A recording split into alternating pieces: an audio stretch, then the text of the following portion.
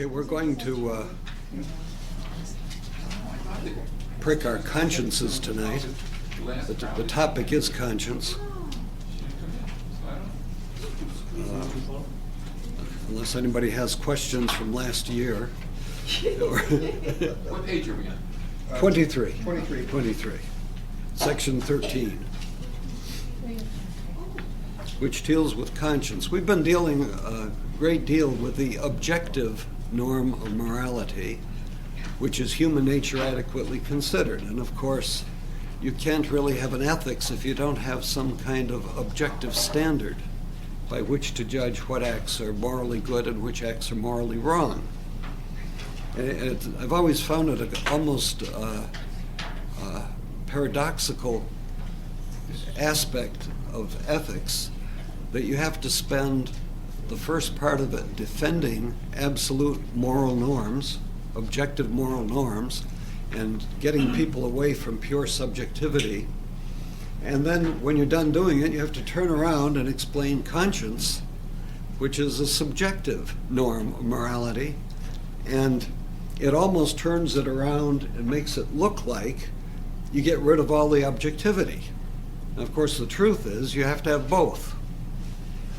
But it's kind of a curious balancing act, because in the first place, we have to defend the objective norms in order to have a structure upon which to base ethical values or principles or truths. But then we do have to pay attention to the fact that it's the human subject, the human person, who is placing these moral acts, and therefore all of the circumstantial context in which they place the act suddenly becomes very relevant to the morality of the person. So we have to be careful not to fall into either extreme. Some people would make it so subjective that there are no objective norms. That's more common. But then we have others who think of it so objectively that they fail to realize that the individual may or may not be responsible for the performance of acts that we normally would condemn. So conscience is the subjective norm of morality.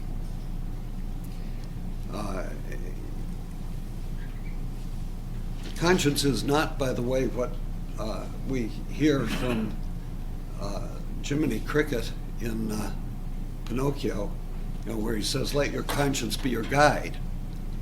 It isn't an infallible little voice within us, always telling us what is right or wrong.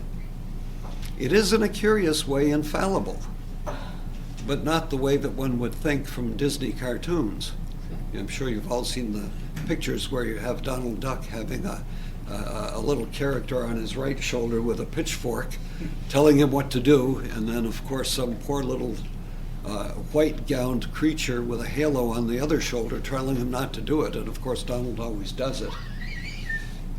Which tells you where he's now. He's in a duck roast, I'm sure. But conscience is not some kind of a magic sprinkling in our subjectivity that always infallibly guides us to do the right thing, or at least tells us what it is, even if we do the wrong thing. It's a little more complex than that, nor is it to be confused with consciousness. The words are similar, but consciousness is what you have when you're not drunk, right? I guess that would cover it. It's your self-awareness, your reflexive awareness of your own being and thinking and acting and doing and experiencing. Conscience, on the other hand, is really, if you look at the Latin behind it, I notice it's con and scientia, or scire.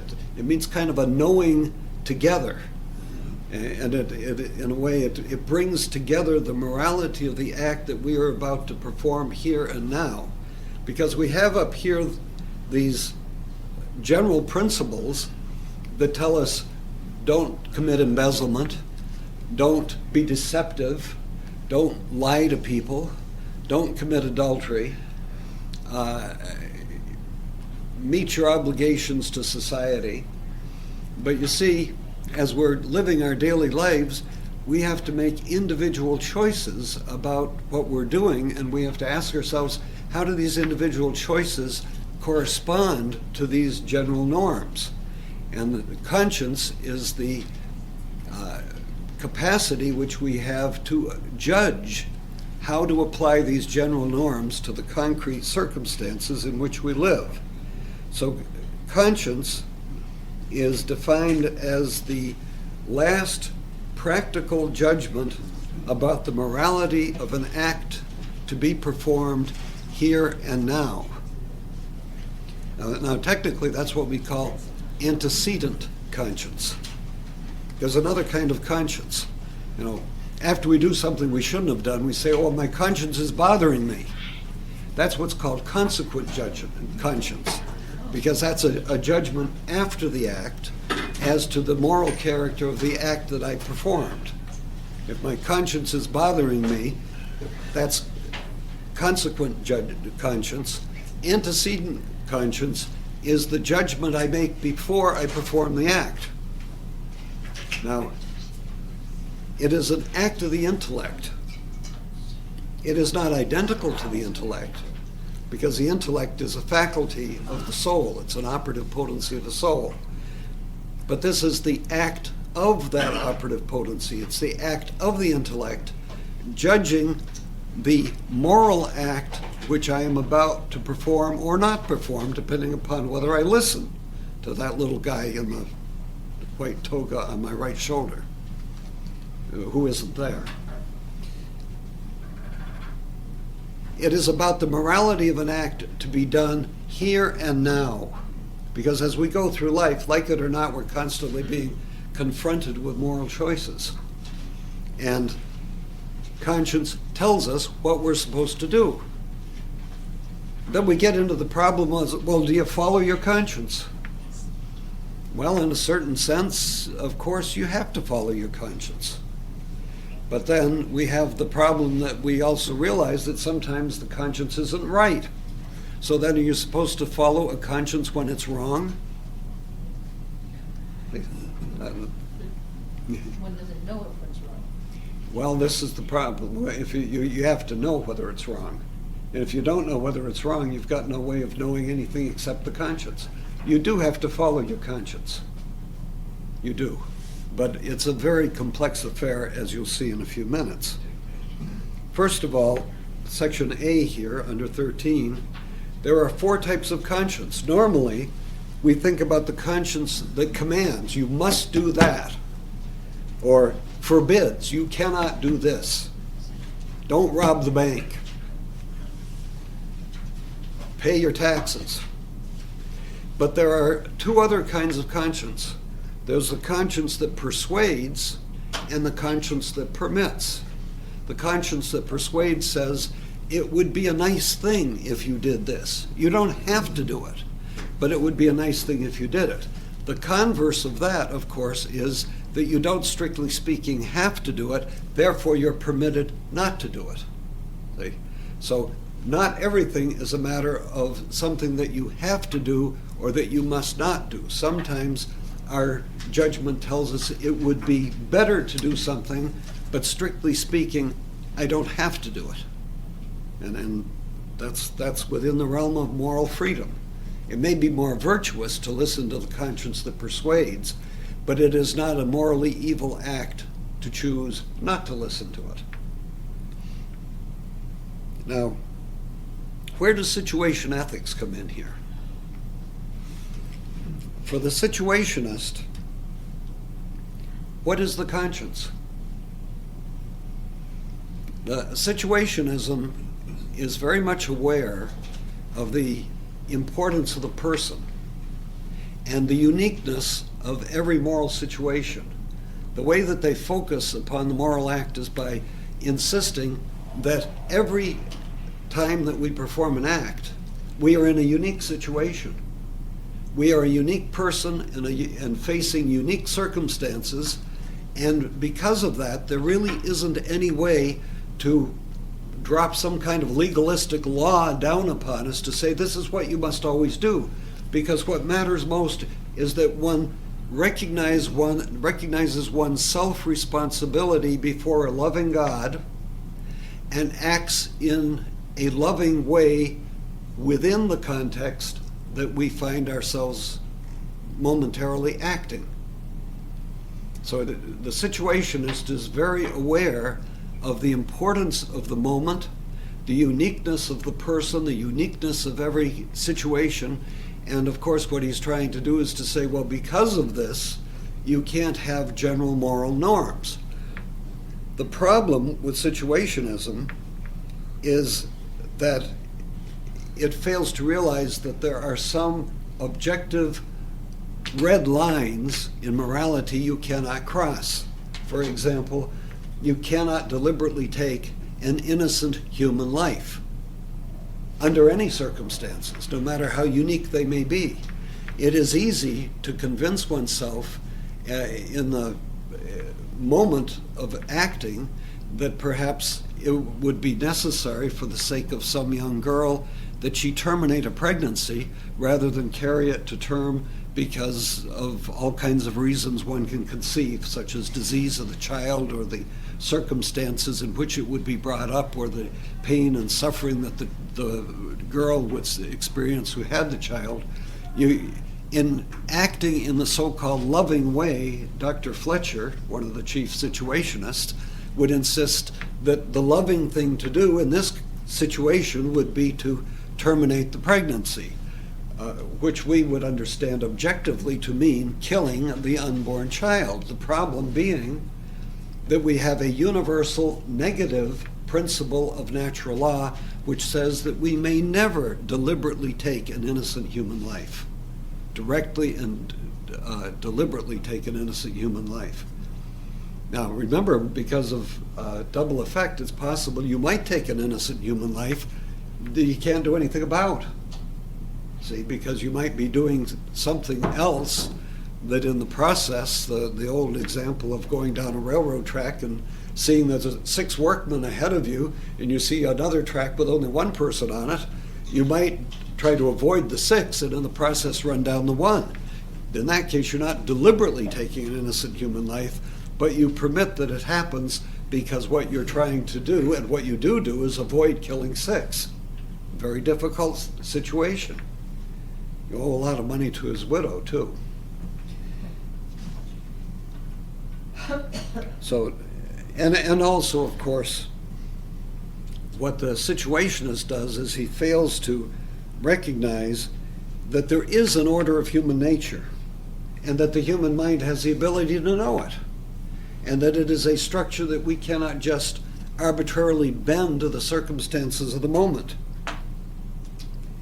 Also, the situationist fails to realize that you cannot justify an evil means in order to attain a good end.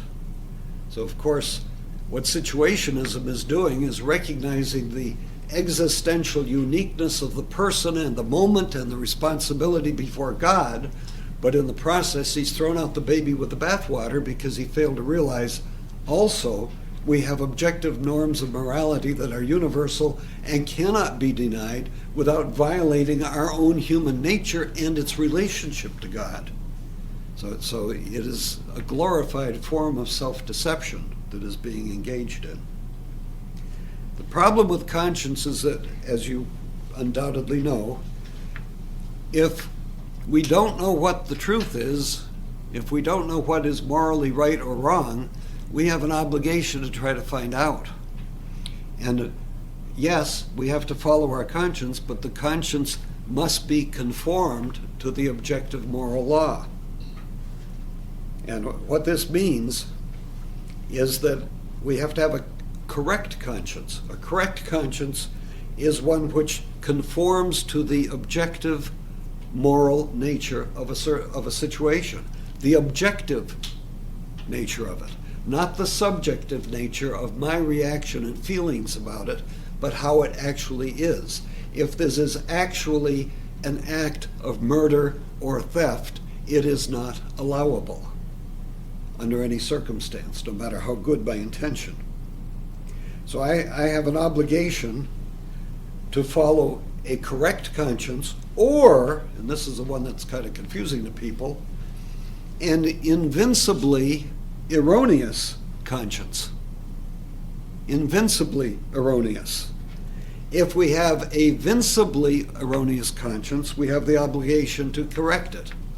And a conscience can be invincibly ignorant. Now, let's say if we know what the truth of a circumstance is, if we know the truth of the morality of an act, that's a correct conscience. But what if for some reason we don't know what is the right thing to do, and we think that something that is objectively wrong is good, is morally licit? We may not know that it's wrong. When you talk about being invincible ignorance, it means it cannot be overcome. Now, how many times are we absolutely certain of the morality of an act? In many instances, we think what we are doing is right. We may have every reason to believe that it's right, but we don't have the kind of apodictic certitude that you'd have in epistemology or in metaphysics. As we go through life, we just don't have those kinds of certitudes. We may have a high degree of certitude, and we certainly hope that what we believe to be true about the morality of an act is right. But what if, heaven forbid, we just don't happen to have it right? If we have no reason to doubt that we're right, if we've taken all the normal precautions to find out what is morally obligated, then we have a kind of invincibility because there's no reason for us to have sought further knowledge.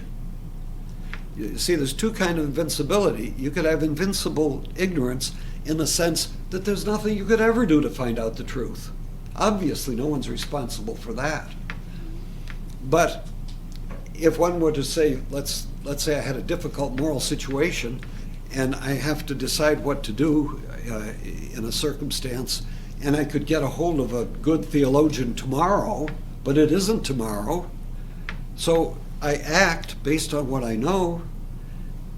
Obviously, it would be vincible ignorance in the sense that in principle I could find out the truth tomorrow, but I have to act today. So from what I can know now, my knowledge is, if I'm wrong, invincibly ignorant, because I'm doing all that I can under the circumstances or would be expected to do to make this kind of judgment. So we have to correct a vincibly erroneous conscience, but remember, when you judge invincible or vincible, it has to be measured against a norm of what would one be reasonably expected to do? What would one normally think? For example, if somebody puts down a $100 bill in front of you and you think they just dropped it, you would believe the correct thing to do would be to return it to them. You could not know that they just stole it from someone else. So what you actually have done is you've given, stolen property back to the thief, which you ought not have done, but you couldn't know better. Your knowledge is vincibly ignorant because conceivably you could have somehow asked the person that the money was stolen from, but you didn't know what to do it. So your knowledge, you have invincible ignorance insofar as you have done what you could normally be expected to do. So don't think of invincibility here as being absolute metaphysical, perfect invincibility. It is relative to what one normally would be expected to know. If we should go to page 24 now, D.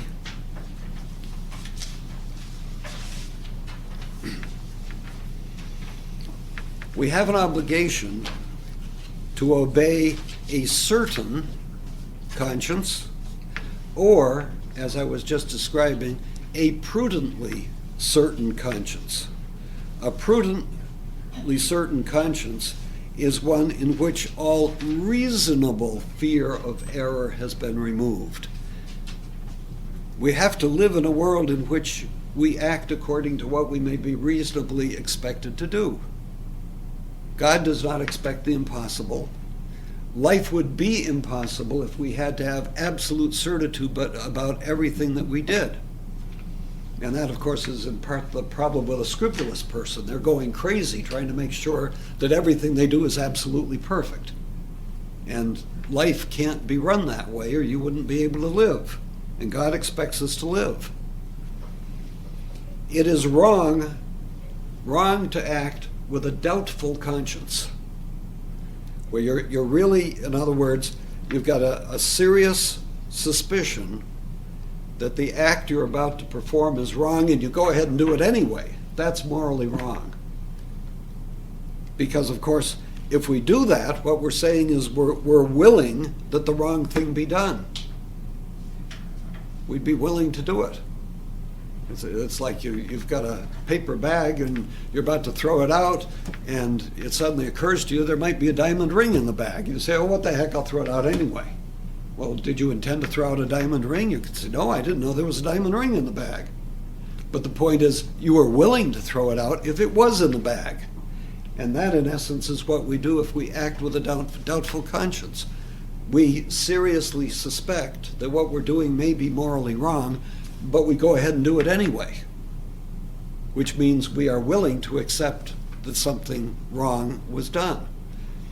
This is basically the reason why when you go hunting, if you look at a thicket and you're not sure whether there's a deer in there, you're 95% sure it's a deer, but it might be your business partner that you've been trying to get rid of for a while. You can't pull the trigger. You can't pull the trigger because you haven't got the right to take a risk with the right of another person. And above all, the point is, if you pull the trigger, you're just as willing to shoot your partner as you are a deer. Just because you're 95% sure it's a deer, that doesn't excuse it. I mean, it's analogous to the argument that arose in the case of abortion some time ago when people were ignorant enough to claim that this unborn child was not an unborn child. We're not quite as schizophrenic in our description of things today because the biology's become too evident.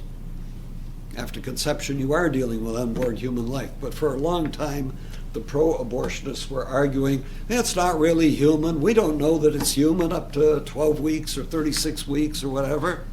If we don't know, go ahead and do it. Well, of course, the whole point is, if you don't know, that's why you can't do it. Because it's just like if you had an elevator and you didn't know anybody was in it for sure, and you were able to cut the cables from the top of it. If you cut the cables, are you responsible for murder? Well, I thought that elevator was empty. Well, if I don't know whether it's empty or not, and there might be somebody in it, my act is perfectly open to the possibility of killing an innocent human life. And that is a murderous act. If I'm willing to do it, at the very least, my act is one of negligent homicide.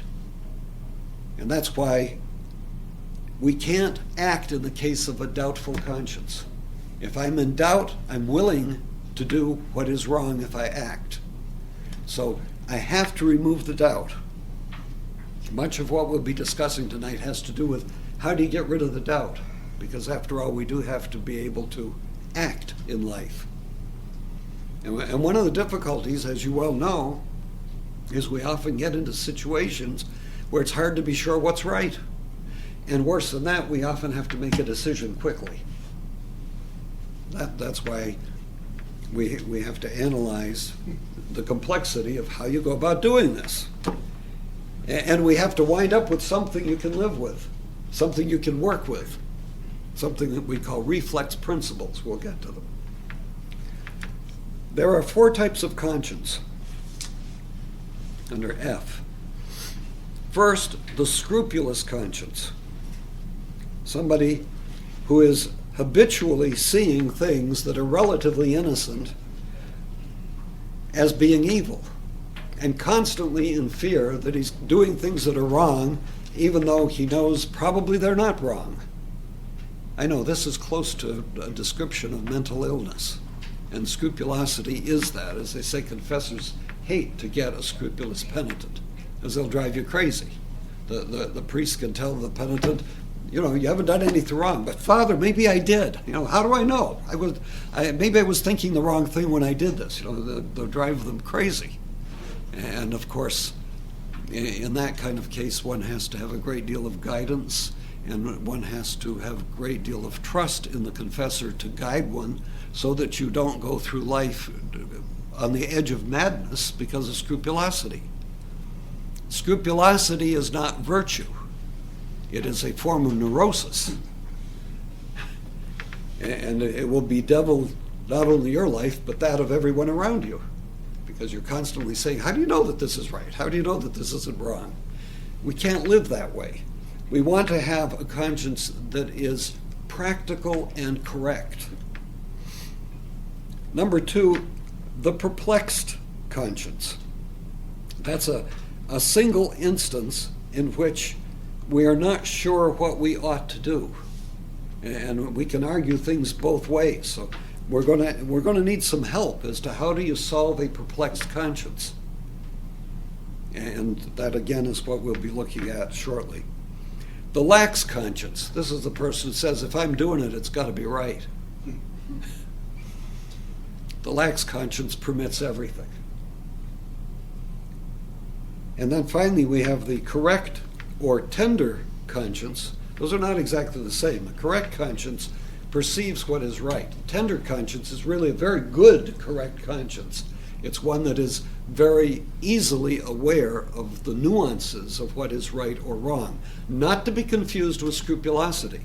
It's simply a person who possesses the capacity to see clearly even small, true evils, and therefore avoids them. A tender conscience is a good conscience. Most of us will do well to get fairly correct ones, most of the time. Okay, so clearly, the bedevilment of the conscience is what we call the doubt. It's very simple to act when your conscience is very clear about something. You know that you shouldn't run down little children in a school crosswalk. That's a no-brainer. So if it's very clear, that's not hard at all. The problem is that we find ourselves many times in life in situations where we're in doubt as to what to do. So how do we resolve this? And the solution, which has been largely accepted by ethicians, is what's called probabilism. And we're going to take a number of minutes here to try to understand what this means. There are two possibilities where in doubt, where we may be in doubt. One is where the obligation to attain a certain end is very clear, but we're not sure about whether this particular act falls under that obligation. Or we may have a context. Well, let's just pursue that one for a moment. Where the obligation to attain an end is certain. For example, that we must not shoot a man, or we must pay a debt. We may view that as a fully promulgated law, because you have to understand the relationship between law and obligation. Obligation arises because of law. If there were no laws, we'd have no obligations, either positive or negative. It's because we have positive laws to respect the lives of other persons, to parents to take care of their children, children not to kill their parents, and so forth. We have positive laws. The last one would be negative. We also have negative laws that we're not supposed to kill our parents. We're not supposed to be killing anybody as an act of murder. So if the law is clear to us, then the obligation is clear. Because the law is fully promulgated. Remember, one of the things about a law, what's a law? Remember, there's 4 aspects to a law. It's an ordinance of reason for the common good, promulgated by legitimate authority. Promulgated by him who has care of the community. Right. Promulgated. It's got to be known. And that's why whenever we get in trouble, the first thing we say is, I didn't know. Even if we did. It's the first line of defense. I didn't know. Don't blame me. And that's why as I say, in a civil court or criminal court, ignorance of the law is no defense. And they even make a distinction in, I know, New York law, and I'm sure the other states. There are certain crimes that are your intention and deliberation is just presumed. If you committed the act, you committed the crime. Some, ignorance is a defense. But for others, ignorance is not a defense. For example, if a civic official issues a document that is false, he's guilty. He can't say, I didn't know it. If he signs his name to the document, he is guilty. It is presumed that he should have known better because he's holding the office which executes the document. Sometimes you can claim that you're ignorant. But if we know what that obligation is with certitude, then when it comes to selecting the means, we must follow the most probable means. And that means, since you know you've got an obligation not to shoot a man, if you're shooting into a thicket and you don't know what's there, your obligation is to follow the morally safer path and not shoot until you're absolutely certain there's a deer in there and only a deer. Then you can pull the trigger, and not until. The morally safer course is you don't pull the trigger unless you have a clear shot. Similarly, if I have a debt to you, and I reach into my wallet, and I look at my money, and I've got a $1 bill, and a $2 bill, and a $3 bill, I can't give you the $3 bill. There's no such thing. But what if I were not sure whether the money I was going to give you was counterfeit or genuine? Could I pay you with a counterfeit? It might be the genuine, I don't know. You see? The morally safer course, since the debt is absolute, the morally safer course must be followed. I owe you the debt, I must repay you with what I know to be good funds, not what I'm in doubt about. But what about the case in which the obligation to the end is not certain? I'm not sure whether this particular act in this context is morally right or wrong. And I know you've all been in this situation where you say to yourself, I could figure this a couple different ways. If I argue it this way, it's wrong. If I argue it that way, it's right. We've all been in that circumstance. So what am I supposed to listen to? What am I supposed to do? And that's where we come into the other way of approaching this. And we've had different ways that have been given. If you skip down under H here for a minute, you see the listing of various positions that could be taken: equiprobabilism, probabilism, laxism, and rigorism. Start with rigorism. The rigorist approach is that you must always do what is absolutely, certainly correct. So if you've got the least doubt about what you're doing, that it might be wrong, you can't do it. Can you imagine going through life all the time having to do what is, anytime you have the least suspicion that you have an obligation, you have to run out and fulfill it? There might be somebody on the other side of town right now who needs money for a cup of coffee. You better get over there. See, you don't even know if he's there, but you better get there because he might be there, and if you let him go without that cup of coffee, that's on your conscience forever. This is the problem with the rigorist approach. It's inhuman. You couldn't live that way. It would make life unlivable.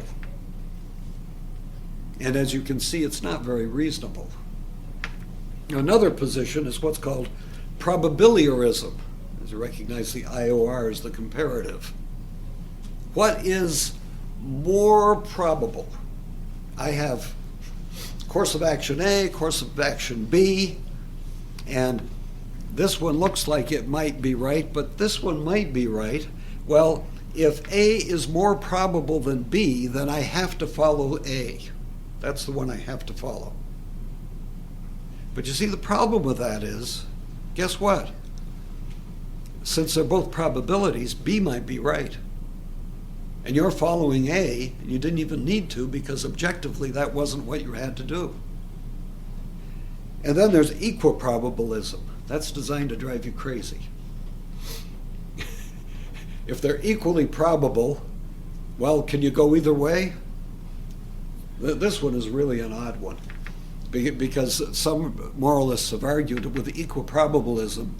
One is if it's perfectly equal, you can go either way. Others have said, well, if it's a law that you're already obeying, you have to keep obeying it, because if you depart from that, you're departing from the position that you're in. Conversely, if you're not presently obeying the obligation, then you're free not to do it because presently you're not in that situation. You can see, you talk about splitting hairs.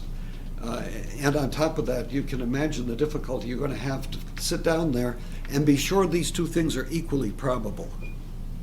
Are you ever sure that two things are equally probable? This business of trying to evaluate various degrees of probability are designed to send you to the loony bin. We can't live that way. So, good moralists, sound moralists, have come up with what's called probabilism. And it's based, if you go back up to number G2, it's based on a very simple fact. A truth is either certain or probable. Certainty and probability are contradictories. You either have one or the other. If you have certainty, then we don't have a problem, do we? There's no doubt. If you have probability, well, that means if something is really probable, then some other possibility could in fact be the truth. In other words, if there's a 70% probability that this is what I'm supposed to do, that means there's a 30% possibility, or if you will, probability, that it's not what I'm supposed to do. When we get into the realm of probabilities, you know, it can be at any point in the scale from 1 to 100. And as we've just seen, it's not reasonable to insist that a person assign the probability with certitude, just by definition. Are you certain? Is this a certitude about a probability? This is like looking at political polls. The margin of error could be rather large. So we bring into bear here what we call a reflex principle. The reflex principle is that a doubtful law does not oblige. This is what you type out and you put it in your wallet. Every time you get into a difficult situation where you can't figure out what's the right thing to do, you pull this out and it reminds you that a doubtful law, an honestly doubtful law, doesn't oblige. Why not? A doubtful obligation does not bind for a very simple reason. An effect cannot be greater than its cause. And an uncertain law, because you're in doubt, cannot produce a certain obligation. You're not sure about the law, so how can you be sure of the obligation? In fact, the defect here, remember the definition of law? One of the 4 characteristics of law is that it has to be promulgated. And if you don't know for sure that this is what's obliged, you don't have a complete promulgation. It's a lack of promulgation. You can attack it a couple different ways. You can't get a certain obligation from an uncertain knowledge. Remember, you can't have the effect greater than the cause. So if I'm in a state of doubt, from that state of doubt cannot arise an absolute obligation.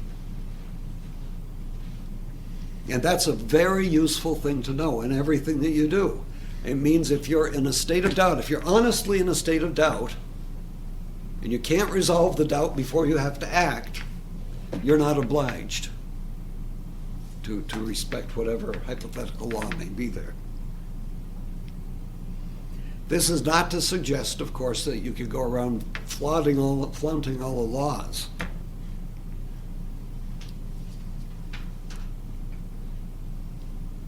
But probabilism permits something very beautiful and important to occur. It allows us to form a certain conscience. We can't act on a doubtful conscience, but we can turn a doubtful conscience into a certain conscience if we are able to apply probabilism. That sounds highly theoretical and so forth. But what it comes down to in practice is if I'm not really sure that I'm obliged, and we know that we're not, because I have a very simple test. If I find myself asking myself the question, am I obliged to do this? I already know I'm in doubt. Otherwise, I wouldn't be wondering to myself. So if I'm in doubt as to whether I'm obliged to do something, I'm not obliged. Period.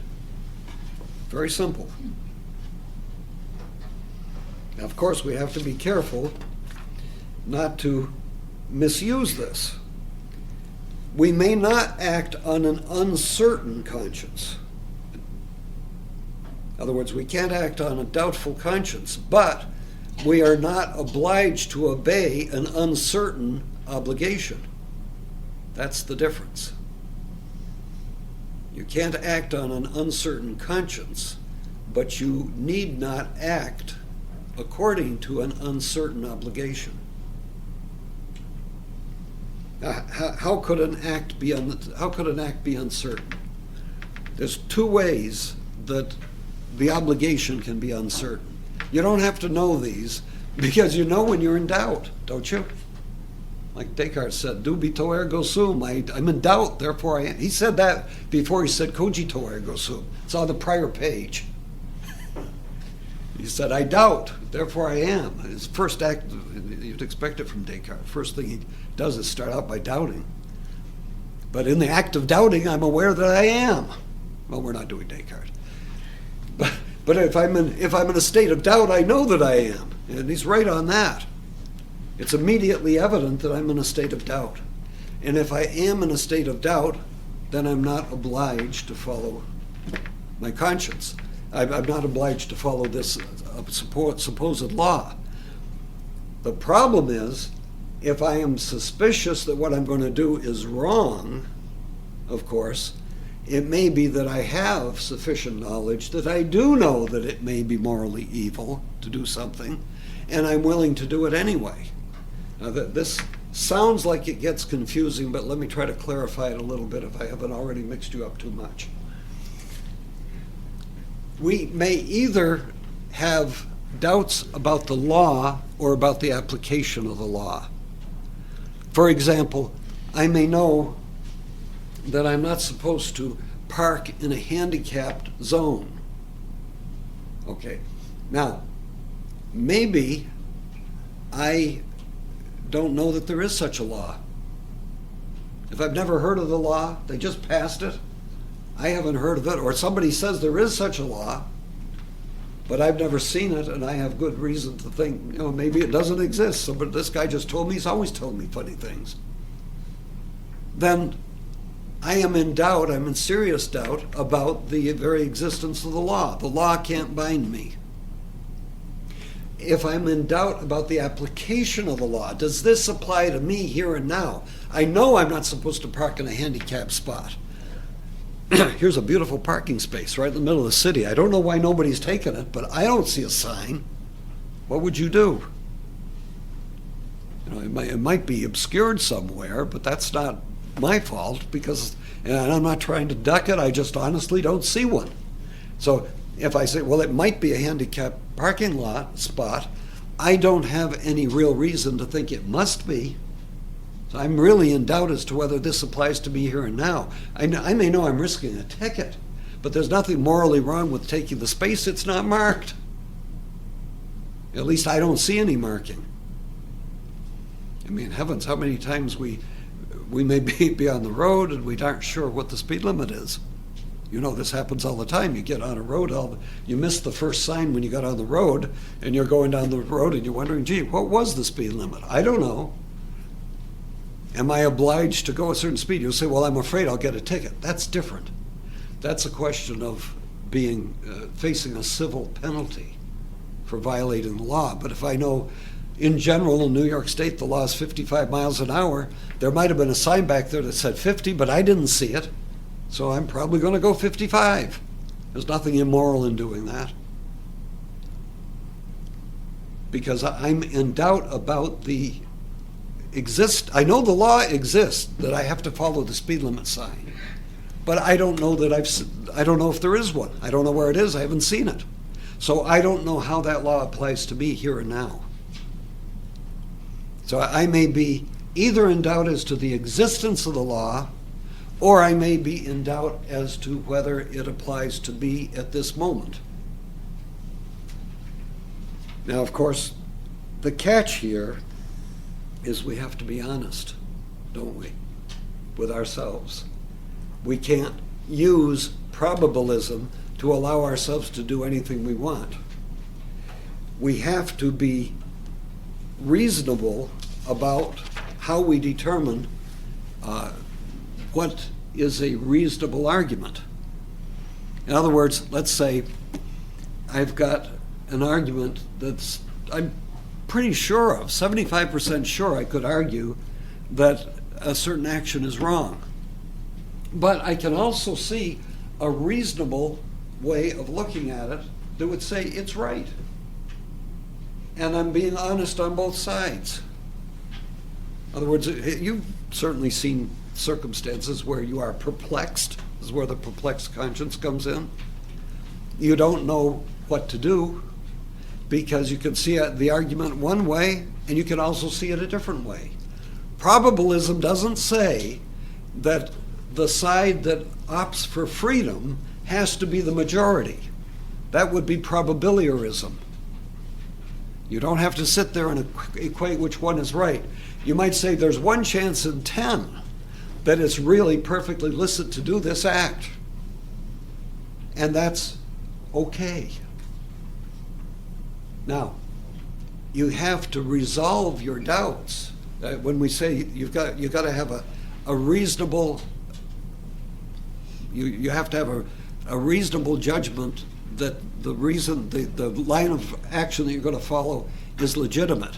What that means is you've reflected upon the argument, it makes sense to you, you can see that it applies in your case, and you don't have recourse to some authority that could guide you at this moment. And that usually is the case, isn't it, as we go through life? Or you may come to the conclusion there isn't anybody who could give you any more information, which is also possible. It may be that you are in a very unique circumstance. I'm not slipping into situationism, but you might be in a circumstance in which you alone know all the details. And you could try to present it to some theologian over the telephone and you still would know he's not going to get it. That doesn't mean therefore you have to listen to what he says, because you may well suspect he doesn't understand it. So that if it is a reasonable and prudential, honest judgment that it is a legitimate argument to proceed, and there isn't any way that you can get information that would contradict your line of reasoning, that is a solidly probable argument. It doesn't have to be the predominant one, but if you have that kind of a certitude that this is a reasonable way to proceed, then you may proceed.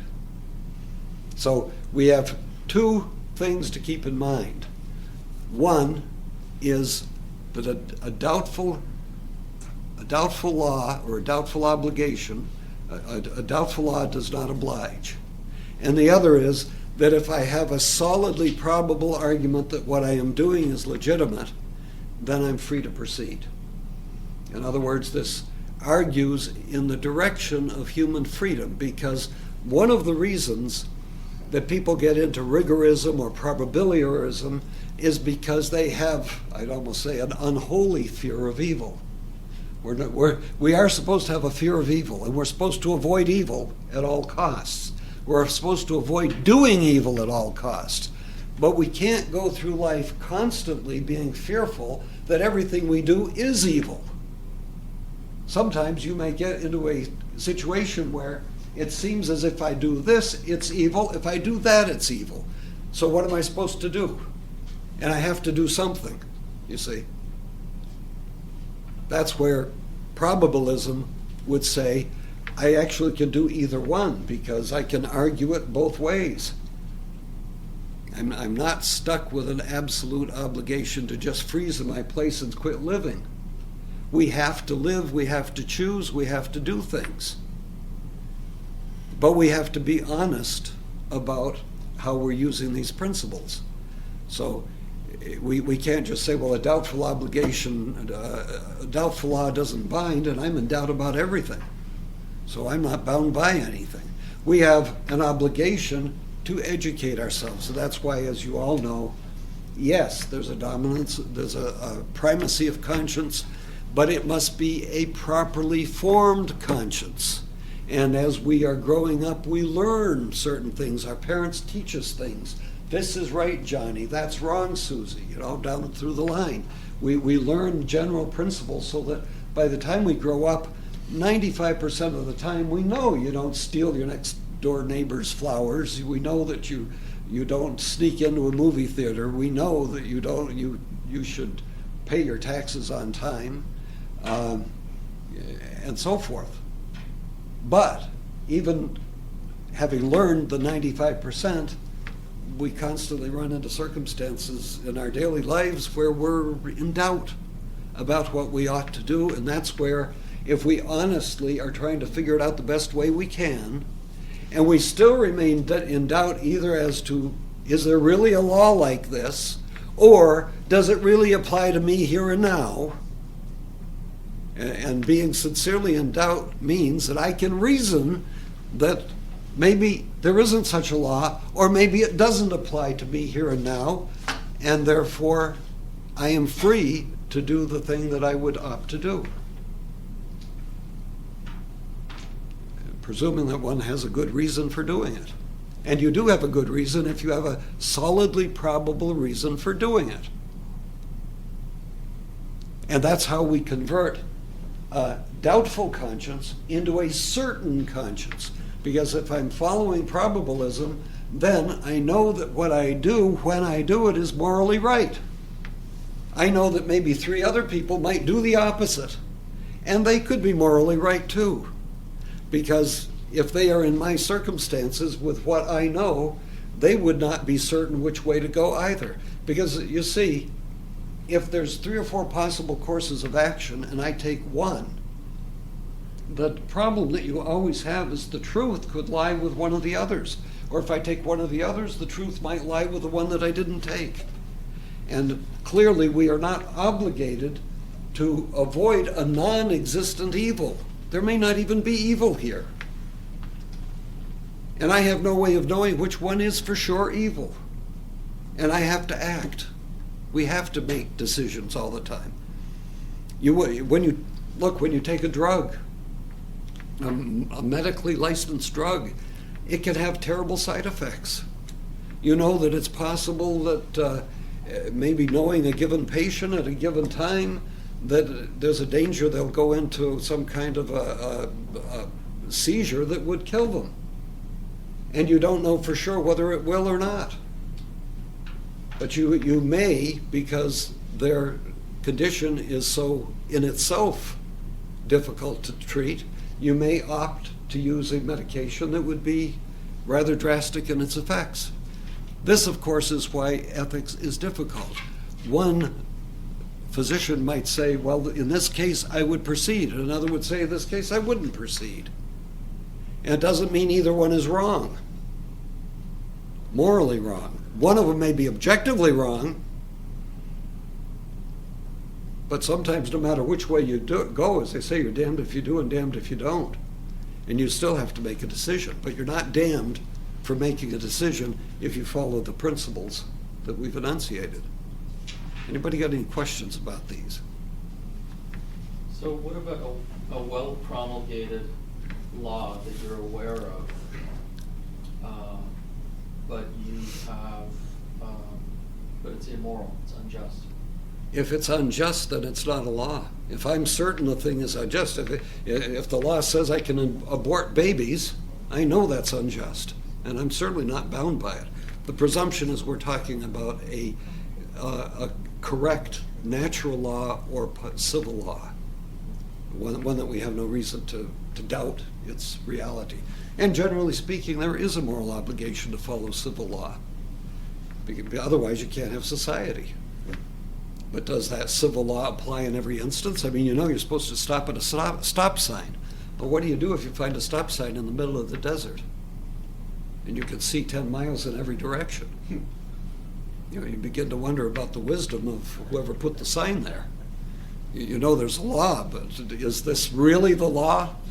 In that context, it doesn't look like, it looks like somebody was out of their mind when they put the sign there. And sometimes we make these decisions, and we have to make them. So this really comes back to the matter of prudence. We aren't expected to go through life being torn apart by trying to make moral decisions, and that's where scrupulosity is to be avoided. The scrupulous person drives himself and everybody else crazy.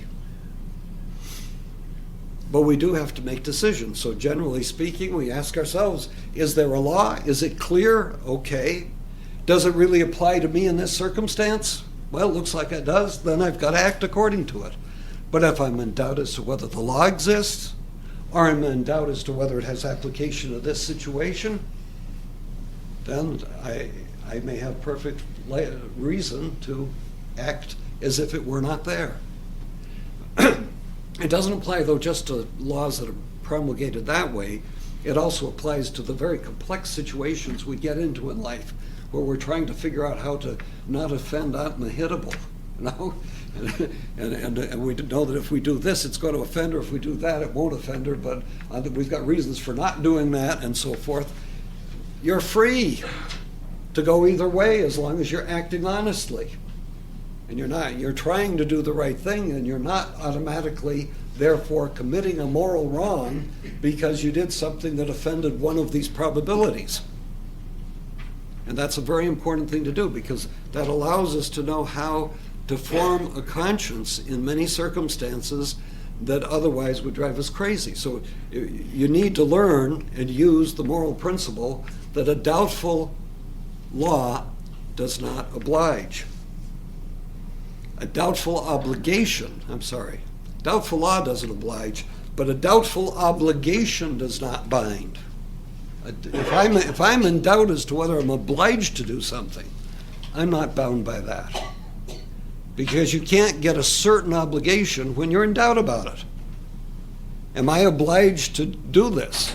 The very fact to ask the question is enough to make it a doubtful matter. But bear in mind, it has to be honestly doubtful. I have to have reflected about it enough, given it some thought. I'm not trying to hide the truth from myself.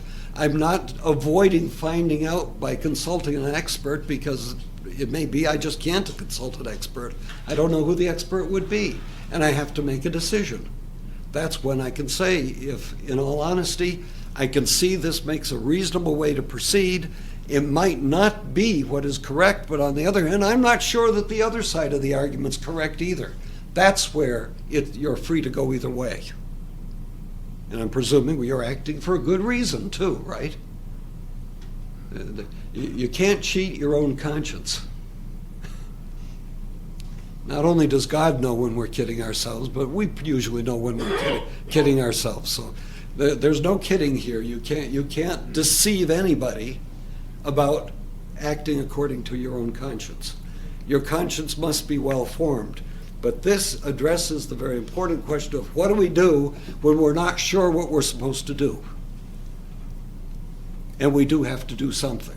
So if I know immediately that there's some sincere element of doubt about an obligation, I'm immediately aware that I don't have to follow it. But that doesn't mean, now let's say you got this situation, and let's say it's something that could arise again and again. You have an obligation then to pursue further finding out what the truth is. So you, in other words, you may be able to excuse your ignorance of the principle if it's kind of a general principle. Am I always permitted to do this? And since I can't find out, so I say, okay, I guess I can. But if it's something that could be universalized, then in all likelihood, you can find yourself a good theologian or a physician that could sort out the problem for you and give you a general principle that you must then follow. So there's no excuse for laxity here. This isn't a ticket for allowing us to do anything we want. It is simply a legitimate means to resolve a perplexed, doubtful conscience at a given moment in a given situation in a legitimate way. Again, any questions? I know it doesn't resolve everything for you. I'm sure I've probably dumped too many notions here to make it very simple, so I'm trying to simplify it a little bit. Remember, a doubtful obligation doesn't bind, but you got to be honest about it. Just one distinction I'd like you to repeat, if you would. The difference between probabilism and probabiliorism. Could you just run that again? Probabiliorism would require that you always do what is more probably correct, if you know it, which is pretty hard. You're sitting there, 75%, 68%, and you go crazy. Probabilism only requires that you may have several alternatives, or you may just have two. And you can reason legitimately in both directions or several directions. In that case, you're free to take any one of them. Even if it is a less probable, you know it's less probable. But objectively, it might be the truth. It might be right. And that's why you can't bind the person with moral obligation of certitude when there is no certitude here. Either you're certain or you're not. Certitude and probability are contradictory for this purpose. And if you get into the realm of probability, you no longer have a certain law that must be obeyed. And if it's not certain, that means it hasn't been fully promulgated. Therefore, for you at that moment, it isn't a law. And that's why you then are free to choose between these reasonable, prudential, honest possible alternatives, even if the one you choose is not what seems to be the more probable. Otherwise, life becomes impossible. This is a way of resolving our obligation to follow natural law, to live in the real world, to not have to go to the nearest insane asylum, and to still be acting according to a virtuous behavior. I know this may not resolve it completely, but that's why I say you kind of keep in your pocket that little piece of paper that says, a doubtful obligation does not bind. And then just combine it with one other little principle, I can't fool God. Okay? It's an honest to goodness doubt, I can't resolve it. And I'm acting in good faith to the best of my ability. Now my conscience is clear to act. I can't act with a doubtful conscience, but my conscience is no longer doubtful. The law is doubtful, but my conscience isn't, because I've done the best I can to resolve it. Okay, thank you. Dr. Bonnette, Michael, give this to Dr. Bonnette. On behalf of the class, we've got a belated Christmas, New Year thank you gift for you. Oh, heavens. Everybody has contributed to that. I our gratitude. I thank you all very much.